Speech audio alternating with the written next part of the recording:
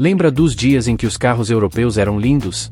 Quando o design italiano fazia seu coração disparar, a engenharia alemã parecia tão boa quanto seu desempenho e os carros franceses tinham aquele charme especial. Olhe ao seu redor hoje. Grades gigantes que parecem narinas furiosas. Entradas de ar falsas por toda parte. SUVs que parecem barras de sabão derretidas. Isso não é apenas mau gosto. É uma crise de design destruindo a indústria automobilística europeia. E a pior parte, eles sabem exatamente o que estão fazendo. O design dos carros europeus atingiu o fundo do poço, e os números comprovam isso. De acordo com um estudo da JD Power de 2024, 67% dos compradores em potencial disseram que o design pouco atraente foi o principal motivo pelo qual decidiram não comprar um carro europeu novo. Isso não é apenas uma preferência, é uma rejeição em massa do que a indústria produz. Deixe-me mostrar o quão ruim ficou. As grades em formato de rim da BMW cresceram 400% desde 2011. A nova grade do Série 7 agora é maior do que toda a parte dianteira do Série 3 original. A Mercedes abandonou o design elegante em favor do que chamam de pureza sensual, o que aparentemente significa fazer com que cada carro pareça um supositório.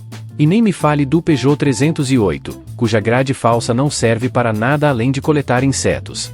Isso não é mais uma opinião subjetiva.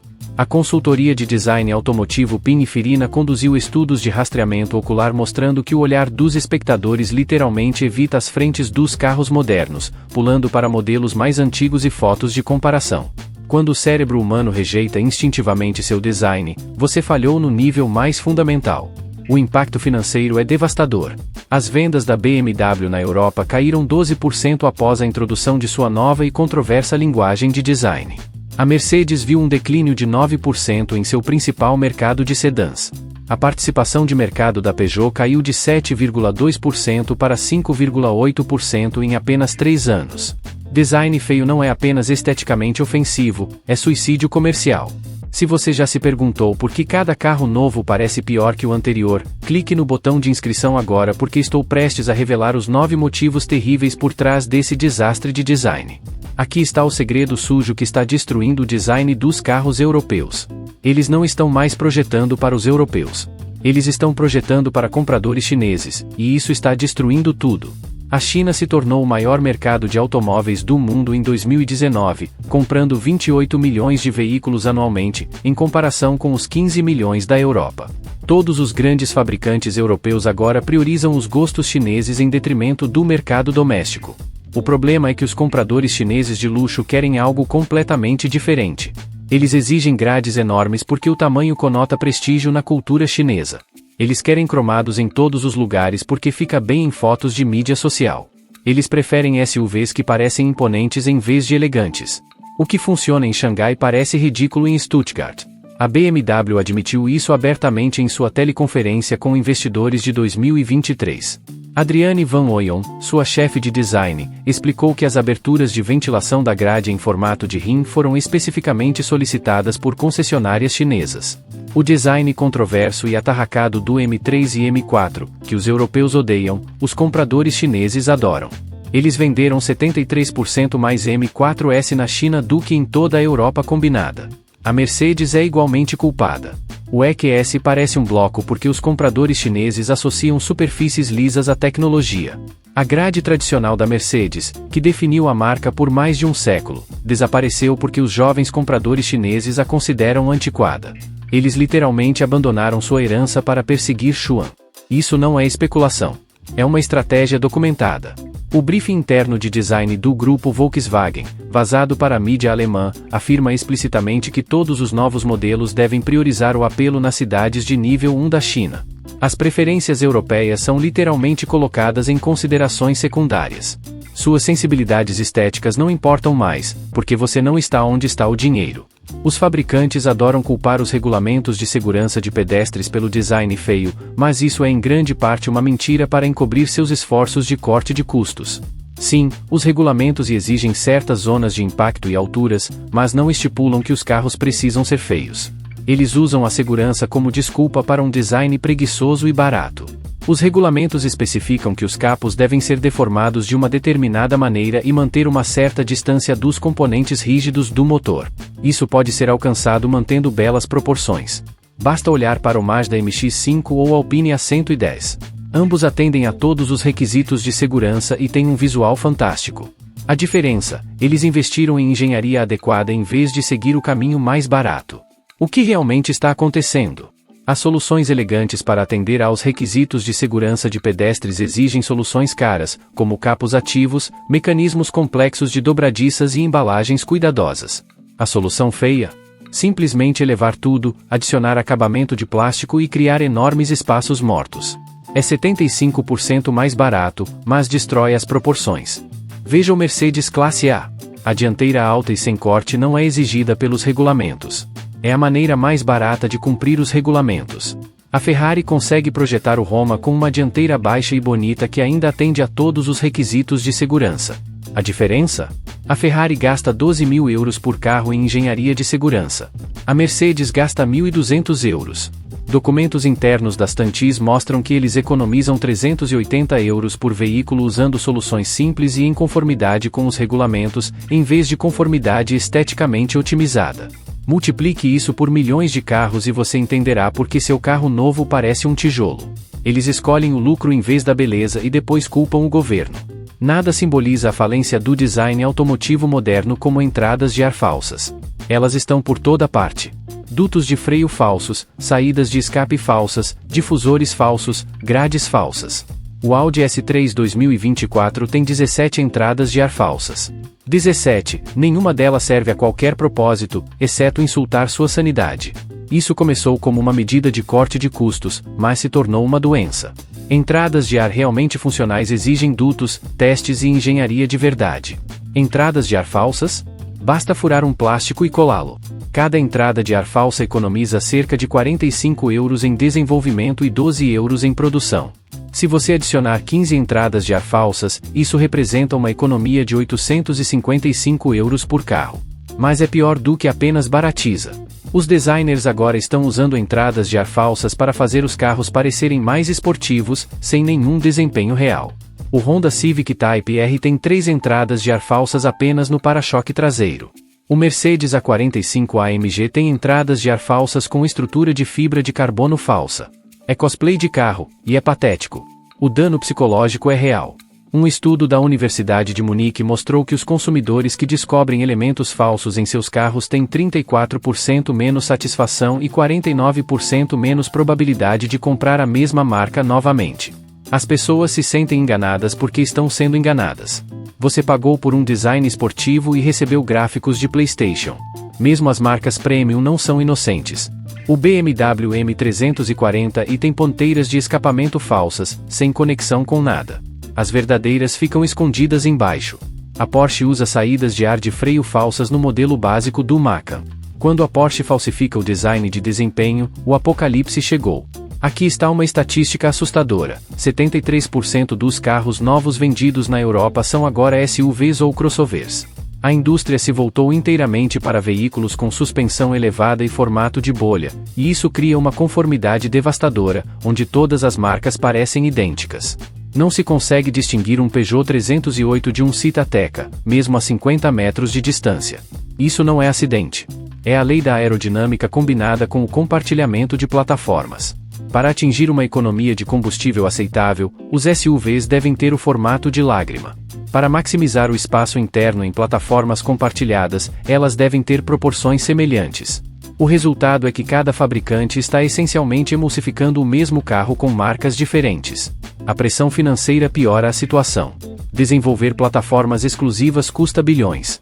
É por isso que o grupo Volkswagen usa a mesma plataforma MQB para tudo, do Audi Q3 ao Skoda Octavia. A Stellantis usa uma plataforma para 16 SUVs diferentes de 6 marcas. Se você começar com os mesmos blocos de construção básicos, acabará com o mesmo formato sem graça. Veja o que perdemos.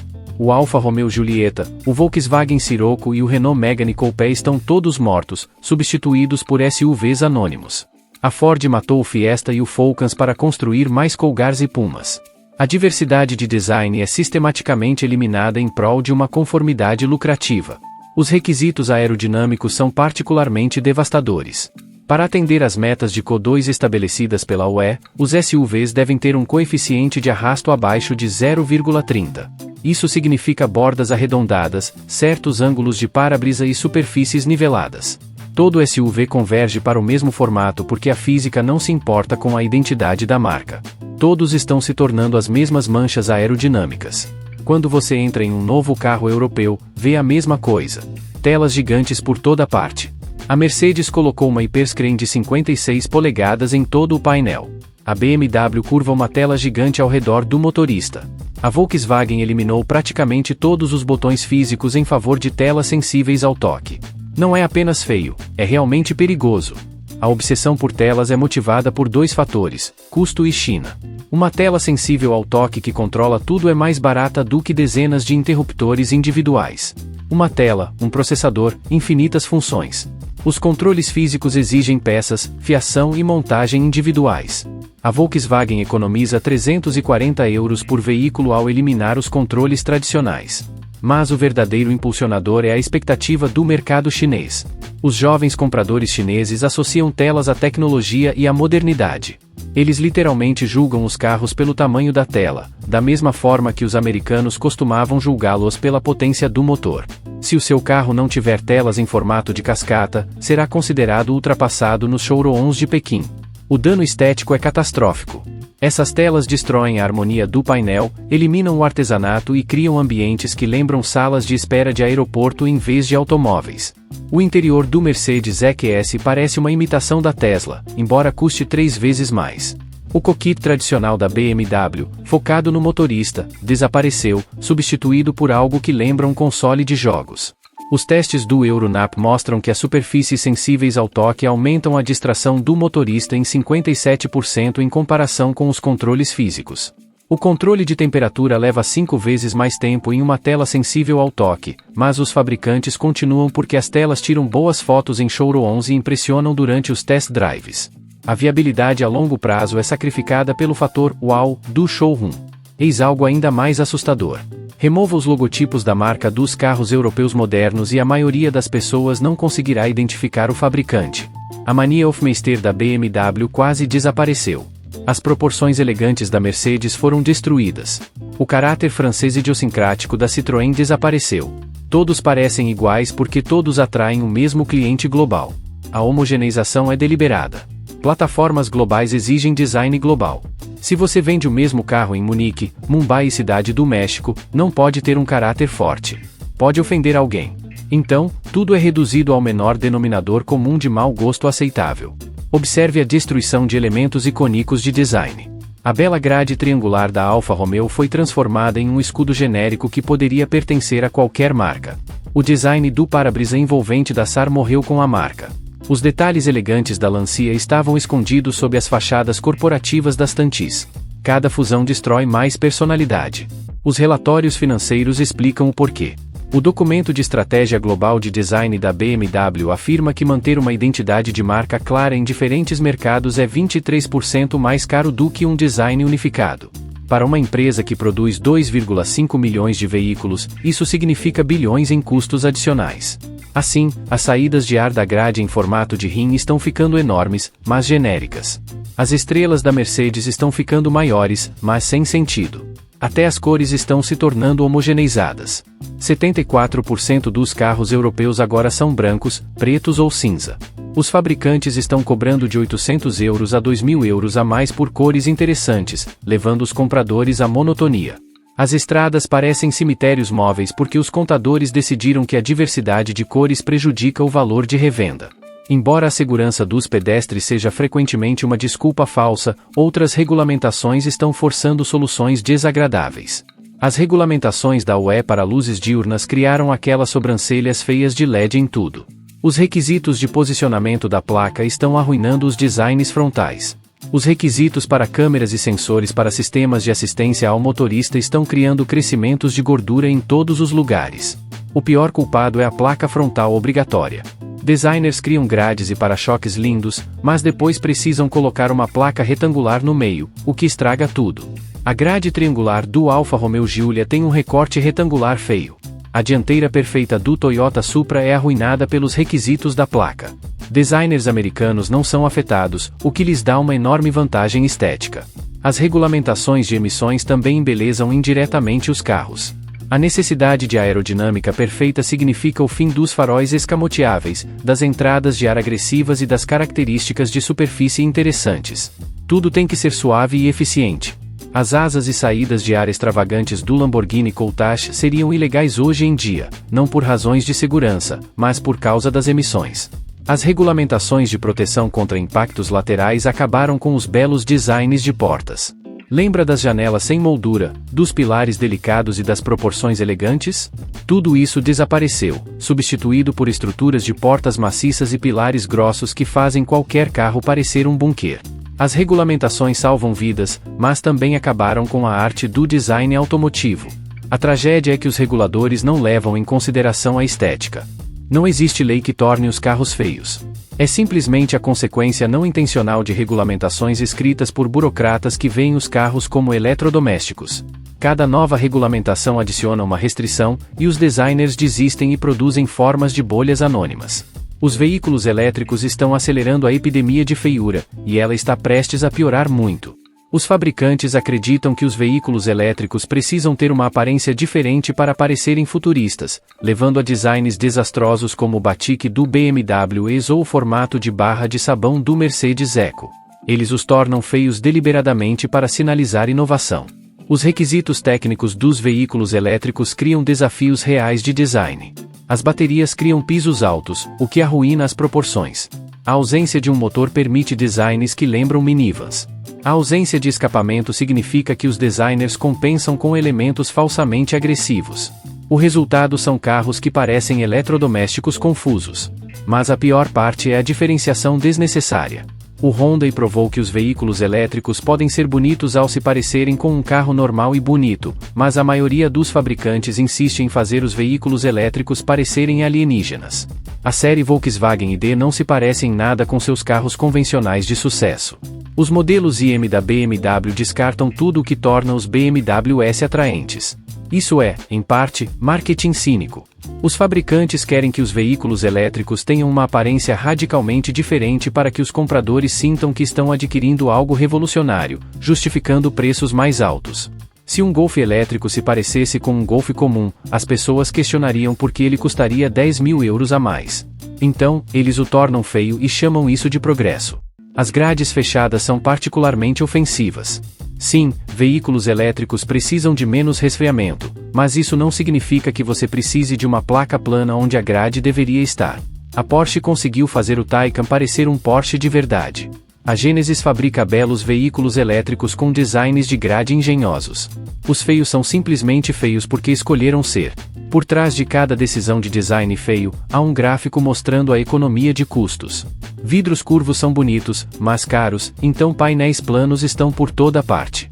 Linhas interessantes entre os painéis exigem fabricação precisa, então as lacunas são cobertas com plástico preto. Detalhes exclusivos custam dinheiro, então tudo se torna parte de um design genérico. Acabamento metálico de verdade custa 8 vezes mais do que plástico cromado. Então, adivinha o que você ganha? Designs de rodas interessantes exigem fabricação cara, então todos recebem o mesmo design genérico de turbina. Maçanetas bonitas que se encaixam perfeitamente custam 140 euros a mais do que uma maçaneta de plástico preta. Assim, a beleza perde para a contabilidade. O compartilhamento de plataforma mencionado anteriormente reforça isso, quando diferentes modelos compartilham os mesmos fundamentos. Todos eles herdam os mesmos pontos fixos, proporções e restrições. Você não pode ter uma linha de teto baixa e elegante se a plataforma foi projetada para um SUV alto. Você não pode ter um capô longo e elegante se a estrutura de proteção foi otimizada para um crossover curto. A pintura é outra vítima. Acabamentos metálicos multicamadas que adicionam profundidade e riqueza custam muito caro. Agora, todos só recebem cores sólidas que parecem planas e baratas. Acabamentos perolados, tintas que mudam de cor e tons metálicos profundos são relegados a opções caras que a maioria dos compradores ignora. Seu carro de 40 mil euros tem uma qualidade de pintura pior do que um carro econômico da década de 1990. Até o isolamento acústico afeta a estética. O vidro acústico é pesado e caro, então os fabricantes usam defletores de vento externos feios e painéis colados.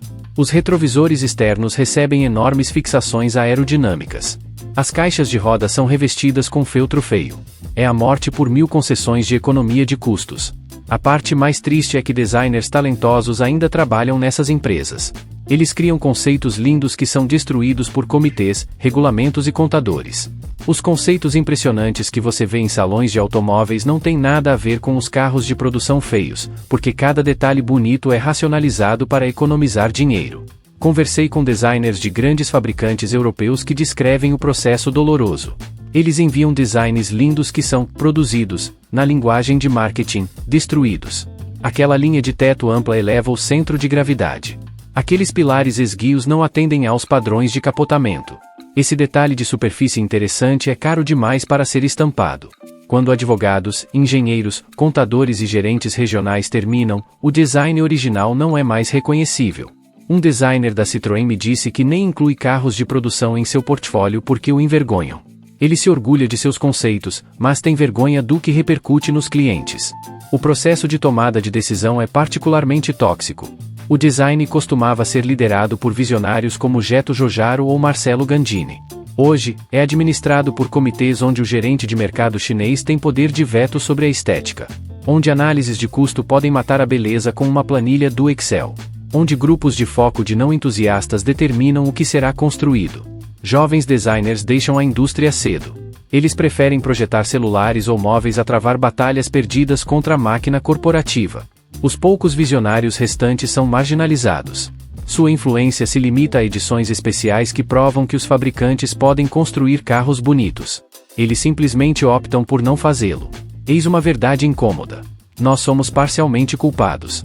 Os consumidores afirmam que querem carros bonitos, mas compram SUVs feios. Dizem que valorizam o design, mas escolhem crossovers anônimos. O mercado recompensa a conformidade e pune o caráter, então os fabricantes entregam exatamente o que vende. Os dados de vendas falam por si. O belo Alpine A110 vendeu 3.000 unidades na Europa no ano passado. O feio Volkswagen T-Roc vendeu 300 mil. A deslumbrante Giulia luta enquanto o inchado seu Vio prospera. Quando a feiura supera a beleza em 100:1, os fabricantes entendem a mensagem em alto e bom som. Grupos focais revelam o problema. Compradores médios priorizam o tamanho do interior, uma posição elevada dos bancos e o volume de carga.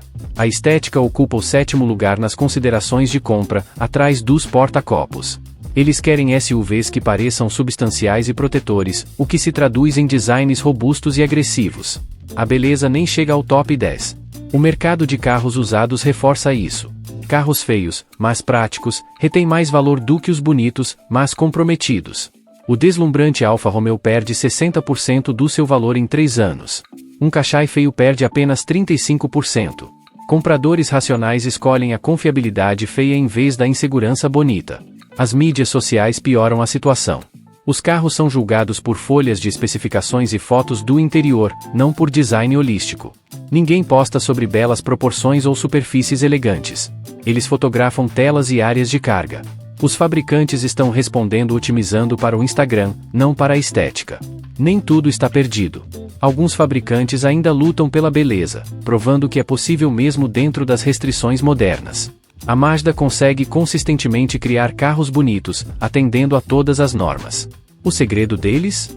Eles priorizam o design desde o início.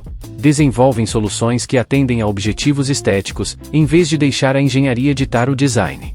Os pequenos fabricantes estão liderando o caminho. A Alpine prova que é possível construir um carro esportivo bonito e acessível que atenda a todos os padrões de segurança. A Morgan preserva a beleza tradicional, mantendo-se em total conformidade. Até mesmo os fabricantes de grande porte lembram de vez em quando que a beleza importa. O novo Peugeot 408 e o Citroën C4 mostram sinais de um retorno ao estilo francês. A solução requer uma mudança fundamental. Os fabricantes devem reconhecer que o design exclusivo cria mais valor do que apenas números em planilhas. Que a beleza constrói fidelidade à marca que os contadores não conseguem quantificar. Que é preciso mais do que taxas de leasing competitivas para transformar clientes em defensores apaixonados. Os consumidores devem votar com seu dinheiro. Apoie os fabricantes que priorizam o design. Pague mais por cores interessantes. Mostre o belo sedã em vez do prático SUV. Às vezes, o mercado deveria ver que a estética importa. Cada compra é um voto sobre o que será construído a seguir. As regulamentações devem incorporar considerações estéticas sem comprometer a segurança, mas reconhecer que cidades e carros feios reduzem a qualidade de vida. Alguns países protegem a beleza arquitetônica. Por que não a beleza dos carros? Órgãos de avaliação de design podem garantir que os requisitos de segurança não destruam desnecessariamente a estética. A transição para carros elétricos oferece uma oportunidade para um novo começo.